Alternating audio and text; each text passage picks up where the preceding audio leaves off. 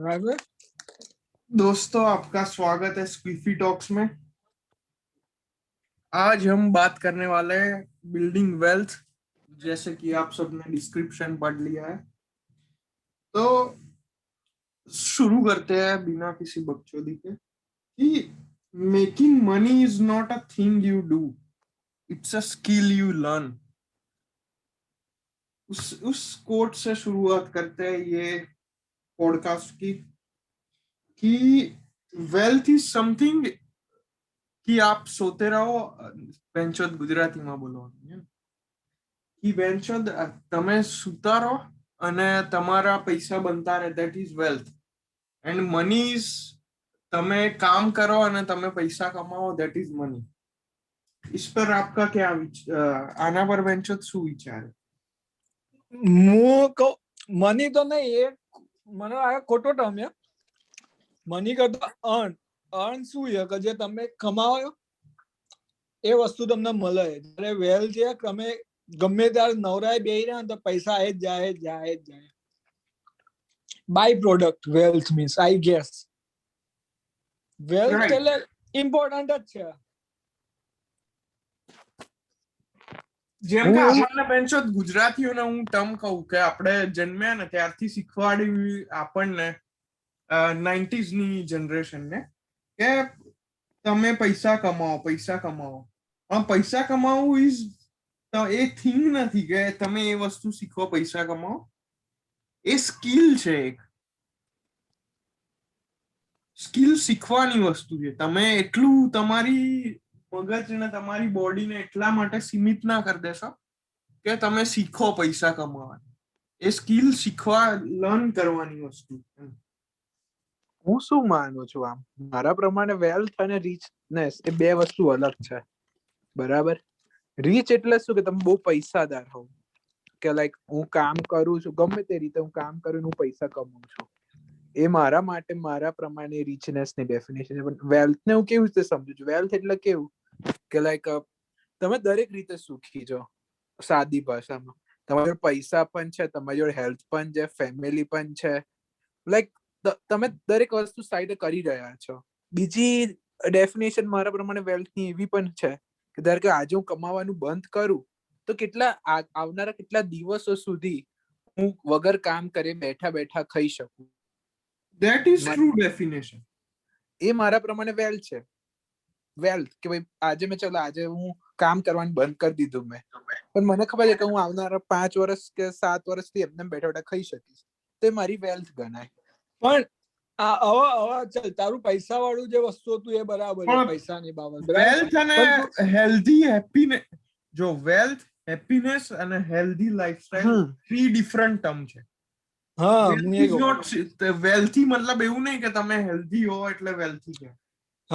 Family member હોય. કારણ કે એક વસ્તુ વિચાર, એવા કેટલા કમ્પ્લીટલી ડિફરન્ટ ટર્મ.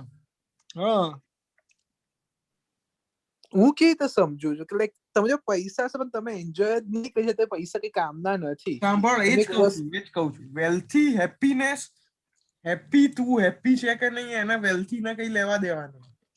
પણ એ તમારા પ્રમાણે કહો છો. સંત માણસ બી હેપી હોય, ડઝન્ટ મેટર કે વેલ્થી છે. બની શકે, પણ હું સંતની વાત નહીં કરતો. હું સિમ્પલ લોજિકલ છે કે તમે હેપી હો એનો મતલબ એવું નહીં કે તમે વેલ્ધી હો, કે તમે વેલ્ધી હો એટલે હેપી હો એવું જરૂરી નહીં. વેલ્ધી ઇન ધ સેન્સ કે મનીના ટર્મમાં જ વેલ્ધી તું યુઝ કરી શકે એમ. એ ફાઇનાન્શિયલ ટર્મ છે.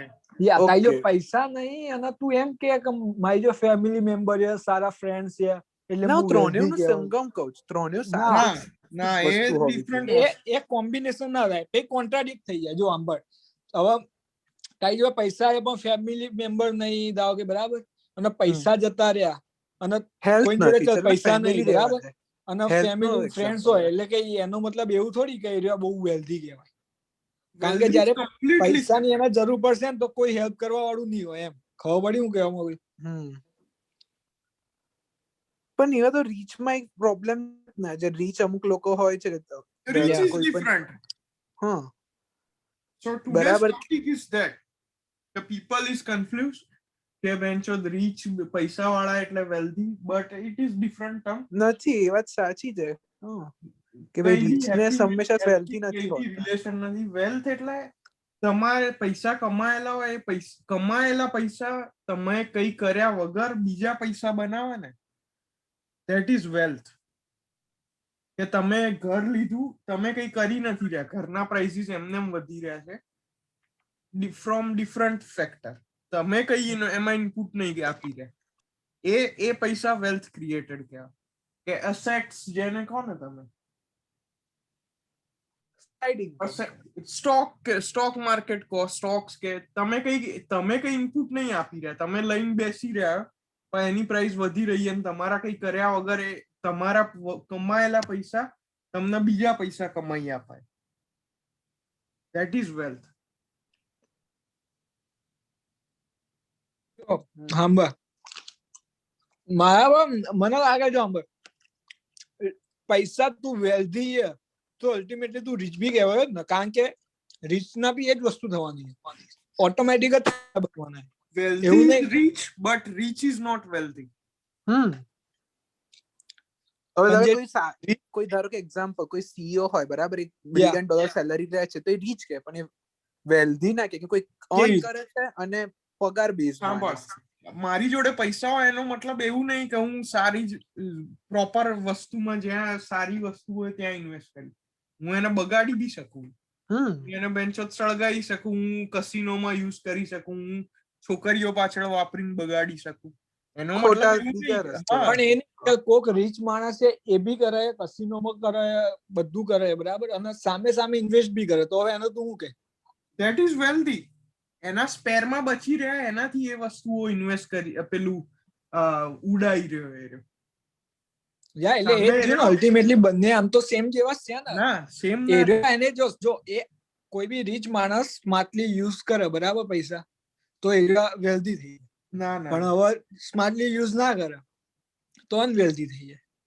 સ્માર્ટલી યુઝ એટલે એને, હવે તને ટર્મ સમજાવું તો, તમે રીચ હો, સપોઝ તારી જોડે $10 બિલિયન છે, $10 મિલિયન છે, તો $10 મિલિયન ને તું કઈ રીતે સેપરેટ કરી હોય કે તમે હવે 8 મિલિયન તું એમને બકચોદી પાછળ ઉડાઈ રહ્યો, 1 મિલિયન સ્ટોકમાં ઇન્વેસ્ટ કરી રહ્યો, તો that is not good thing.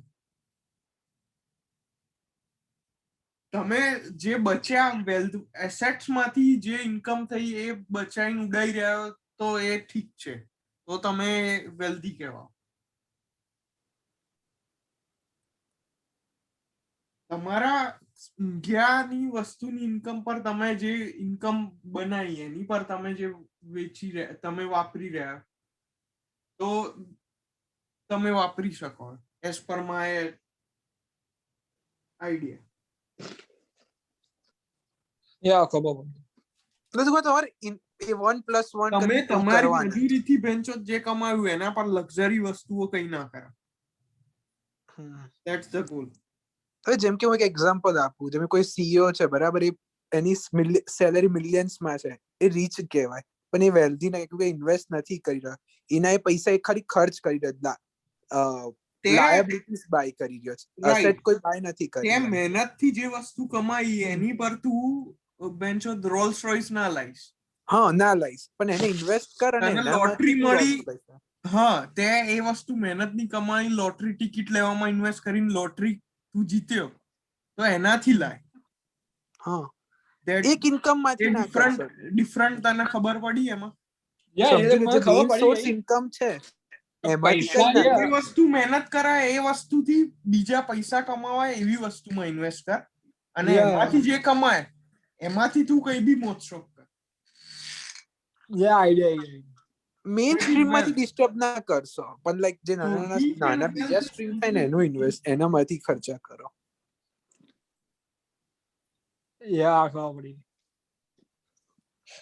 પણ આ પ્રોબ્લેમ કેમ થાય ખબર? કારણ કે આપણને નાનપણથી શીખવાડ, આના ઉપર ટોપિક પર વાત જ નહીં થતી આપણે ફેમિલીમાં, ગુજરાતીઓ સમજવું હાઉ વેલ્થ ઇઝ ક્રિએટેડ એ સમજવું બહુ મોટી વસ્તુ છે, અને એના માટે સ્પેસિફિક નોલેજ જોઈએ. પણ એ નહીં, હવે આપણે કેવું કે છોકરાઓને તમે પેલું નહીં કહેતા, કહેવત છે ને જેવા ઢાળવા એવા ઢળી જાય એમ. પણ નાનપણમાં તમે તમને કેવા જેવું શીખવાડે, ઢળાયા? રાઈટ, એવું તમે મોટા થઈને કરો. બીજી Right. વસ્તુ ધીરલ, હું શું કહું છું, હું હા. કેવું માનું કે તમારા ઘરનું અમુક વાર એટમોસ્ફિયર કે હવે તમે હું એ તો કેવા માંગુ છું. વર્કિંગ ક્લાસમાં જાઓ, તમે વર્કિંગ જ વિચાર, જેમ કે પેલા આઈએએસ ના બેટા હંમેશા આઈએએસ થતા હોય કેવું, પણ જો તમે ડોક્ટર બિઝનેસ, ના બેટા ડોક્ટર એવું. એક આપણા ટાઈમ ની વાત કહું છું, બરાબર, તો બધું ચેન્જ થઈ ગયું, પણ આ તો ખાલી લાઈક એક હજી એવું જૂની ચાલે આપણામાં ને. એવું છે. પછી જે કોઈ બિઝનેસ ફેમિલી થયું તો બિઝનેસ જ કરે, કે લાઈક તમે ઘરમાં કેવા એટમોસ્ફિયરમાં રહ્યા છો તમે તે પ્રમાણે તમે કરી શકો આ બધું. પણ એ તો ચેન્જ થઈ જવું જોઈએ, એવું નહીં લાગતું. થઈ Right. રહ્યું So, ધીમે ધીમે. now આપણે સમજ્યા છીએ, આપણે આપણા છોકરાઓને સમજાવીશું long term goal, long term games, કે શોર્ટ ટર્મ માટે તમે કઈ વસ્તુ ના કરો.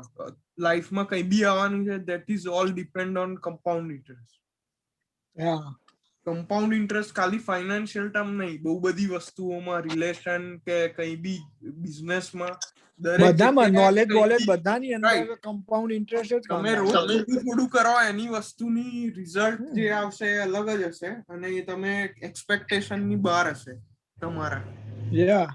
કમ્પાઉન્ડ ઇન્ટરેસ્ટ બહુ પાવરફુલ વસ્તુ જે મેં લોકો કઈક કોનું હતું નામ ભૂલી ગયો બેન છે, એને કીધું તું કે જયારે બી ઊંઘો ને તો આગલા દિવસ કરતા થોડાક સ્માર્ટ બનીને જ ઊંઘવાનું, બાકી તમારી જિંદગી વેસ્ટ જ છે. તમે, મને ખબર નહીં અગર ટર્મ સાંભળી હોય, જેમ કે જંક ફૂડ હોય ને, હા. એવું જંક નોલેજ ટર્મ છે, કે Yeah. તમે કામ વગરની વસ્તુઓ રીડ કરો, તમે એમાં સ્પેન્ડ કરો time, that is junk knowledge for your brain. એ કામનું નથી, તમારા ફ્યુચરમાં કઈ કામમાં નહીં આવવાનું, એ જંક નોલેજ છે તમારા મગજ માટે.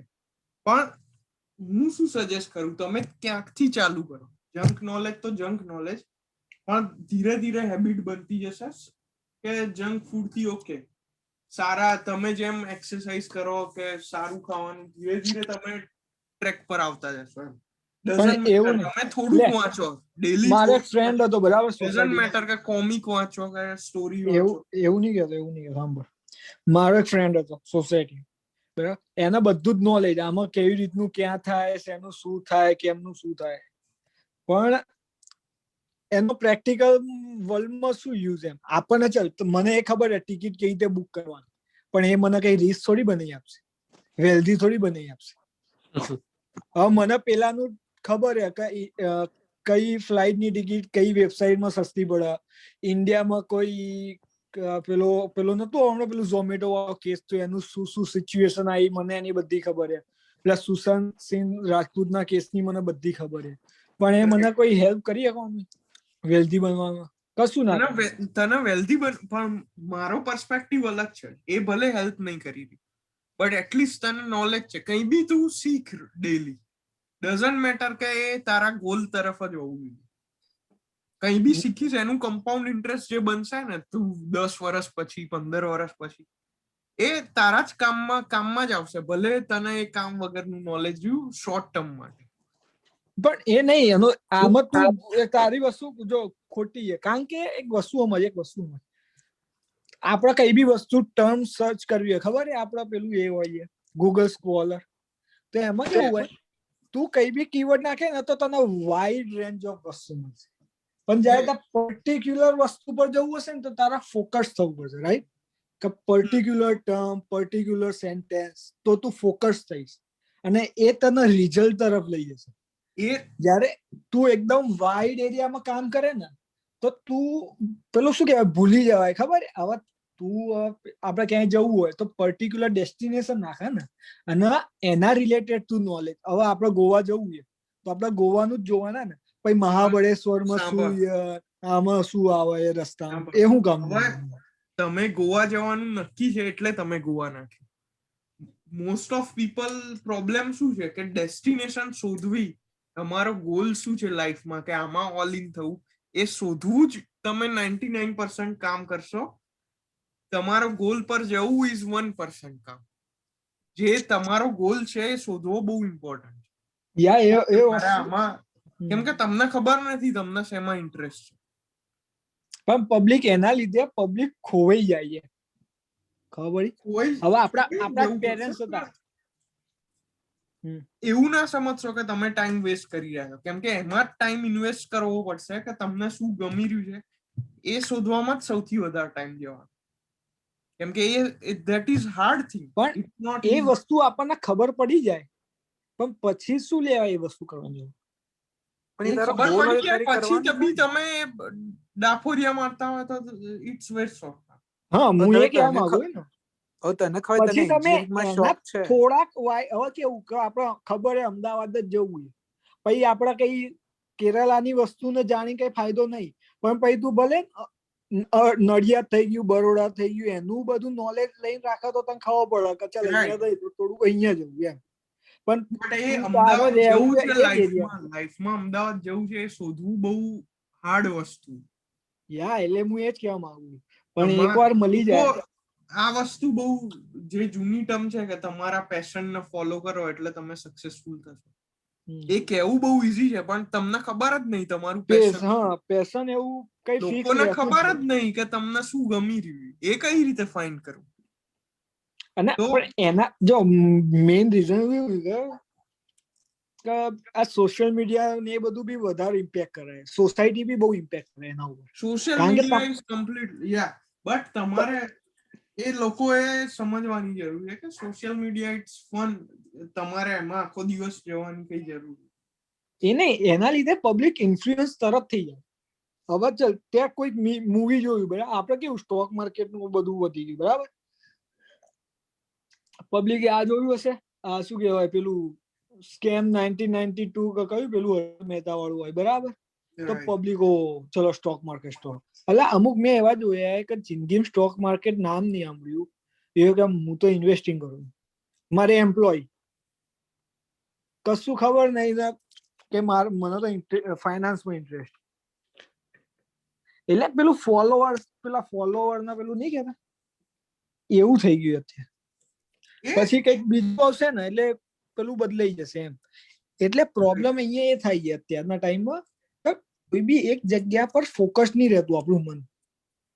સો કોઈ બી નવો બિઝનેસ સ્ટાર્ટ કરતા હોય ને, મેં એઝ લોંગ એઝ હમણાં આઈ ગેસ 4 મહિનાથી બુક વાંચવાનું સ્ટાર્ટ કર્યું, તો મેં એક બુકમાં બહુ મસ્ત વસ્તુ વાંચી.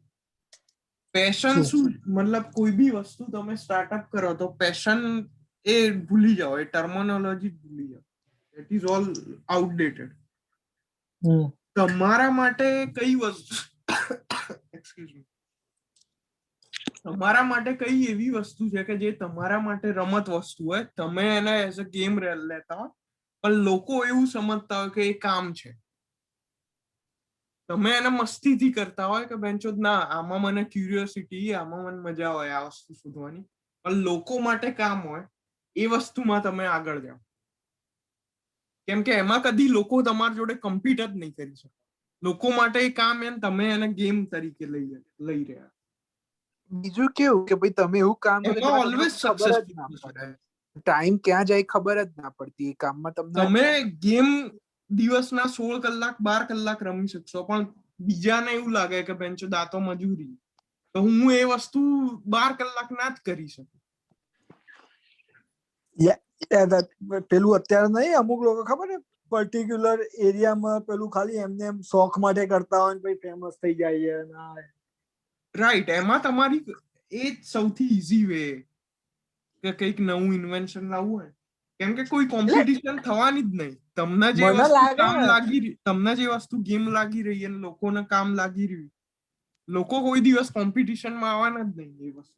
પણ મને શું લાગે અત્યારે ક્રિએટિવિટી, અગર અત્યારે અત્યારના ટાઈમમાં ક્રિએટિવિટી બહુ પેલો ઇમ્પોર્ટન્ટ રોલ પ્લે કરે, મને એવું લાગે. કારણ કે તમે સિમ્પલ હશો, બધા જે કહે એવા તો તને 7 બિલિયનમાં 10 બિલિયન એક જ વસ્તુ ટાઈપ નું કરતા મળી જવાના, બરાબર. પણ એમાંથી કઈક અલગ કરે ને તો પબ્લિક નું એટ્રેક્શન મળે એવું છે. જો બધા માટે બધાના ઇન્ટરેસ્ટ અલગ હોય. તારા માટે જે વસ્તુ તું જે અત્યારે કરી રહ્યો લાઈફમાં, એવું સેમ પર્સન બીજું કોઈ હોવાનું જ નહીં. કેટલાય હોવાના, હું જે વસ્તુ કરું નહીં હોવાના, તને લાગે એવું હોવાનું. પણ તારી જે પર્સનાલિટી તું જે સિચ્યુએશન માં હે ને એવું બીજું પર્સન શોધવું બહુ હાર્ડ હે અર્થ પર. પર્સનાલિટી વાઇઝ આઈ એગ્રી કે એ ભારે પડે. તારે શું શોધવાનું ખાલી કે તું શું જે વસ્તુ ઇઝીલી તના માટે મસ્તીમાં થઈ તું કરી શકાય અને બીજા માટે વર્કલોડ હે કે આ વસ્તુ કરવા મારા સેપરેટ ટાઈમ. બધાના ઇન્ટરેસ્ટ અલગ હશે, બધાની પર્સનાલિટી અલગ હશે, એટલે આવું મેચ થવું બહુ ટફ વસ્તુ, એટલીસ્ટ ઓન અર્થ. બીજા યુનિવર્સમાં જાય તો કદાચ મળી જાય. બીજા યુનિવર્સમાં તો હું આવા. અને second thing comes with accountability, કે તમે રિસ્પોન્સિબિલિટી લો ને જે વસ્તુની, તો એમાં રિવોર્ડ તમને ઓલવેઝ હાઈ. તમને કેમ પે ના આપે? લેટ્સ ટેક, આપણે બધા સિવિલ એન્જિનિયર છે તો આપણે એક્ઝામ્પલ લઈએ લેબરનો, કે કોઈ ઘરમાં કંઈક તૂટી કરી ગયું, કંઈક વિન્ડો તૂટી, આ તૂટ્યું, તો લેબર બોલાવીએ. લેબરની કોઈ રિસ્પોન્સિબિલિટી નહીં, એની રિસ્પોન્સિબિલિટી લે જીસી, કે જનરલ કોન્ટ્રાક્ટર એના નામ પર મારો માણસ આવશે ને આ રિપેર કરી જશે, કઈ બી થાય મને પૂછજો. લેબર બેન્ચો નીકળી જશે, કઈ ખોટું થયું, એટલે એનો પે લિમિટેડ થઈ ગયો, કે એની રિસ્પોન્સિબિલિટી નહીં. આપણે કોઈ બી કંપની જો મેનેજર હોય તેનો પે ઓલવેઝ વધારે હોય, કારણ કે એના ઉપર માથા ઉપર બધું. રાઈટ, જીસી ના માથે લેવરેજ છે, એની પાસે પ્રોફિટેબિલિટી નું મોકો હોય, કેમ કે એ અકાઉન્ટેબિલિટી લઈ રહ્યો પોતાના માથે, કે કઈ બી થાય મને પકડજો. એ એના પૈસા નાખી રહ્યો, guarantor M kind of. A bond તમે એમાં માસ્ટર થઈ ગયા, તમે એઝ અ જીસી માસ્ટર થઈ ગયા. પછી આવ્યો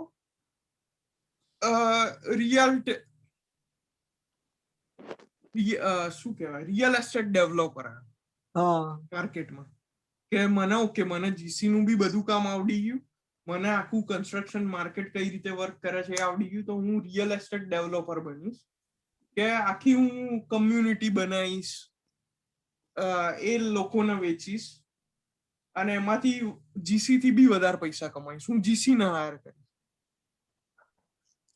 એટલે એના માટે જીસી થી બી વધારે રિસ્પોન્સિબિલિટી આવી ને એના પ્રોફિટ ને રિસ્ક નો લેવરેજ વધી ગયું. હવે રિયલ એસ્ટેટમાં બી તમે માસ્ટર છો, એ બી બધું કરી દીધું, જીસી નું ખબર છે, લેબર, કન્સ્ટ્રક્શન, આખી ઇન્ડસ્ટ્રી કઈ રીતે કામ કરે, આઈટી નું બી તમને નોલેજ છે. ત્યારે આ ઝીલો, થ્રુલિયા, એ બધા નોલેજ, તમે આખી ઇન્ડસ્ટ્રી સંભાળો, આઈટી માં બી સંભાળો, કે કન્સ્ટ્રક્શન ઇન્ડસ્ટ્રી કઈ રીતે નવા લોકોને બી ઇન્ટરેસ્ટ કરો, અને તમે પોતાના માથે એટલું બધું રિસ્ક લઈ રહ્યા હોય ને સામે reward a millions, tens of millions of dollar. તમે આખી ઇન્ડસ્ટ્રી એરિયા, આખા સિટી સ્ટેટની ઇન્ડસ્ટ્રી સંભાળી રહ્યા કન્સ્ટ્રક્શન. આ એરિયામાં ઘર લેવા જેવું તમે ડિસાઈડ, લોકો જોશે ક્યાં માર્કેટ વધી રહ્યું, ગૂગલ પર, ઝીલો પર, એ જે બતાવશે એના પર જ તમે ડેટા પર બિલીવ કરશો ને.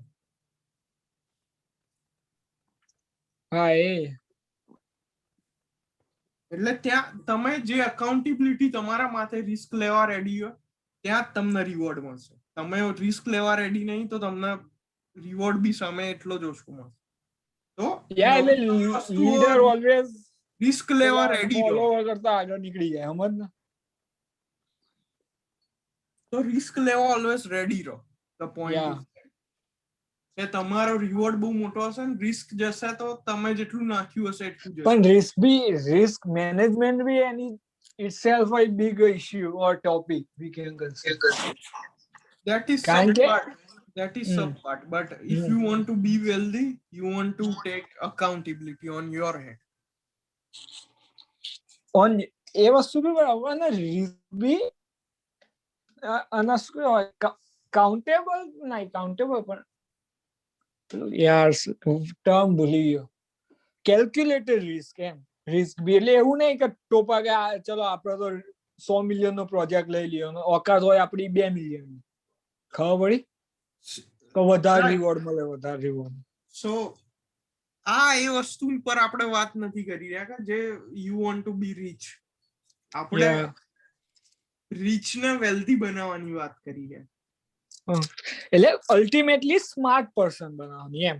હા, તો તમારો સોર્સ ઓફ ઇન્કમ વધારવાની. તમે તમારા નામ પર બધું કરો, વસ્તુ ત્યાં તો તમને રિવોર્ડ મળશે. તમે બીજાના નામ પર કરશો તો તમે સારું કામ કરશો, નામ તો એનું જ વધશે જેના નામ પર તમે કામ કરી.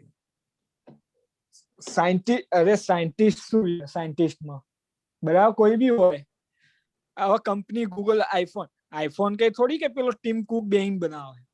એની પાસે કેટલા એન્જિનિયર રહ્યા તે, પણ છેલ્લે અલ્ટિમેટલું નામ એપલ નું અને ટીમ કુક નું જવાનું. તમને એ થોડી તમારામાં નોલેજ હોય, તમે તમારા નામ પર રિસ્ક લેવા રેડી રહો, ભલે તમારું નામ બગડી શકાય લોસમાં, પણ પ્રોફિટમાં એટલું જ નામ વધશે. હા, એટલે તમારે લોસ કરતા રિસ્ક ટુ શું કહેવાય, risk two reward ratio, risk two reward ratio વધારે એમ કમ્પેર ટુ બીજા જે લોકો લેવા કશું ના કરવું એના. હા, આપડી કન્સ્ટ્રક્શન ઇન્ડસ્ટ્રી સૌથી પહેલા આવે એમ કે બેન્ચોદ લોકોના પર નાખી દઈએ બધું. તો આપણામાં બોન્ડ ને બધું હોય છે એટલે જીસી તું ઊંધી સાઈડ થી વિચાર, તમે રિસ્ક લેશો તો જ નામ બનશે તમારું. એ તો છે જ, પણ તમે એટલું જ રિસ્ક લેશો જેટલી તમારી તાકાત હશે. તમે લેબર જ રહી જશો. બાકી એ પણ છે, તમે એટલું જ રિસ્ક લેશો જેટલી તમારી તાકાત હશે બેર કરવાની લોસ. કેમ કે તમે કઈ 5 મિલિયન ની તમારી બધા જેટલું લોસ કરવાની તાકાત છે એટલું જ લઈ શકશે. મેક્સિમમ શું બેંકરપ્ટ થઈ જશે. બેંકરપ્ટ થશે તમારું જે વસ્તુ પેલી એ હશે બોન્ડેડ, એ બધી જતી રહેશે. મેક્સિમમ તો એ જ થશે, એનથી વધારે તમને કઈ મારી થોડી ને દેવાની. એટલે લાઈક રિસ્ક કેવું કે તમારે કમ્ફર્ટ ઝોન માંથી બહાર નીકળવાની જરૂર છે. ધારો કે તમને એવું લાગતું હોય કે હું આ કામ કરી શકું, તેમાંથી તમે કઈ એટલા રીચ નહીં થાવ, પણ તમે તમારા કમ્ફર્ટ ઝોન માંથી બહાર જશો તો તમે એ થશો. મને આવડે જ એક વસ્તુ યાર, એક કોકે કીધું તું કે તમે કોઈ વસ્તુ કામ કરો ને એમાં એકદમ કમ્ફર્ટેબલ જો ને, તે વસ્તુ છોડી દેવાની કામ કરવાની, અને બીજું પકડો કે જેમાં તમે અનકમ્ફર્ટેબલ, તો તમે જિંદગીમાં ચેલેન્જીસ તમારા કમ્ફર્ટ ઝોન માંથી બહાર આવો ત્યારે જ તમે આગળ વધશો. તને જો આવડી ગયું તો આવડી ગયું.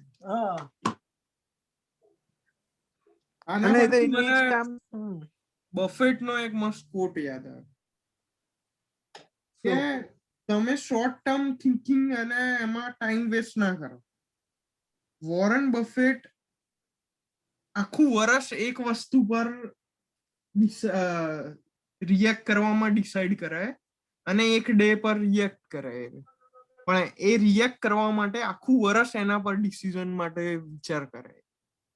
એ રહ્યો વર્ષમાં એક જ ટ્રેડ કરે, એક કે 2 ટ્રેડ, પણ આખું વર્ષ એ ટ્રેડ કરવા માટે વિચાર કરે. એ બહુ ઇમ્પોર્ટન્ટ છે. તમે આ વસ્તુ મેં જયારે સ્ટોક ચાલુ કર્યો તો ત્યારે હું કદી વિચારતો નતો કે આ બહુ સ્લો હોય કે આઈરિયો બહુ એના રિધમ પર ડિસિઝન લે, બટ એરિયો સ્પેસિફિક ટાઈમ સ્પેન્ડ કરાય કોઈ વસ્તુ પર કે આ જ બેસ્ટ ટાઈમ છે આના પર ઇન્વેસ્ટ કરવા માટે. અને એ 10-20 વર્ષ સુધી ચાલે એનું ડિસિઝન. એવું નહીં કે બેન્ચો મહિનામાં આ ડિસિઝન લીધું કાઢી નાખી. એ હું એ જ કહેતો હતો, ખબર છે પહેલા આપણે જયારે સ્ટોક માર્કેટની વાત કરતા હતા, ટ્રેડિંગ વસ્તુ શું છે કે તમને શોર્ટ ટર્મમાં ગેઇન લોસ, પણ તમે ઓવરઓલ તમે જોવા જશો ને તો એવરેજ ધારો કે 50-50 રેશિયો હોય તો ધારો કે મે બી 60-70% તમારી ફેવરમાં હશે, 40-30% તમારી અગેન્સ્ટ હશે. એટલે અલ્ટિમેટલી તમને 20% નો 30% નો જ ગેઇન મળે. અને જ્યારે સ્માર્ટ ઇન્વેસ્ટમેન્ટ છે ને, એનો તમને ભલે સ્લો છે, સ્ટેડી છે, તમને લોંગ ટર્મમાં એકદમ એક્સપોનેન્શિયલ ગ્રોથ મળે એમ. ખબર પડી? જ્યારે તમને લોંગ ટર્મમાં મળશે. જ્યારે એ વસ્તુ લોંગ ટર્મમાં બી એવું નહીં, જ્યારે વસ્તુ કમ્પાઉન્ડમાં આવી જશે ને, કમ્પાઉન્ડ ઇફેક્ટમાં, ત્યારે જે તમને ગ્રોથ દેખાય ને, અરે પેલી નહીં આપણા ચેસ વાળી વાત નહીં કે એક ખાનામાં એક મૂકવાનું, નેક્સ્ટ ખાનામાં ડબલ કરી મૂકતા જે 64 હોય એટલા હા. આપણને સ્ટાર્ટિંગમાં એવું લાગે એટલા ઈઝી ના આપી દઈશું આપણે, પણ જયારે 64 કે કેટલા ખાના હોય, જેટલા ખાના હોય એ છેલ્લા પહોંચતા તો વર્લ્ડ નો સૌથી એ માણસ, વર્લ્ડ નો શું આખા પેલા એમનો રિચેસ્ટ પર્સન થઈ જાય આખા યુનિવર્સ નો ગાડા. રાઈટ, આટલા એટલા જ વસ્તુ 64 જ ખાના હે બરોબર ચેસમાં. યા આપણને એવું હોય કે બી- 64 × 2 જશે ને, એટલું કેટલું જશે, લાખ 2 લાખ કરોડ જશે. હા, તમને 64 જ ખાના હે, આટલા વર્ષોથી ગેમ પોપ્યુલર હે, તો બી એના મૂવ્સ 121 ડિફરન્ટ મૂવ્સ પોસિબલ. કોઈના 121 મિલિયન મૂવ્સ કદી યાદ રહેવાના જ નહીં. યા તમે એક મૂવ અલગ કરી દીધું ત્યારથી કમ્પ્લીટલી ડિફરન્ટ ગેમ ચાલુ થઈ ગઈ. પ્રિડિક્ટેબલ જ નહીં પ્રેક્ટિકલી એમ. હા, તમે ભલે તમે બેન્ચો 100 ડિફરન્ટ ઓપનિંગ યાદ રાખો કે 200 ઓપનિંગ અલગ અલગ યાદ રાખો, પણ એ એક મૂવ ચેન્જ કરી દેશે સામે વાળો, ત્યારથી તમારા માટે ડિફરન્ટ ગેમ ચાલુ થઈ.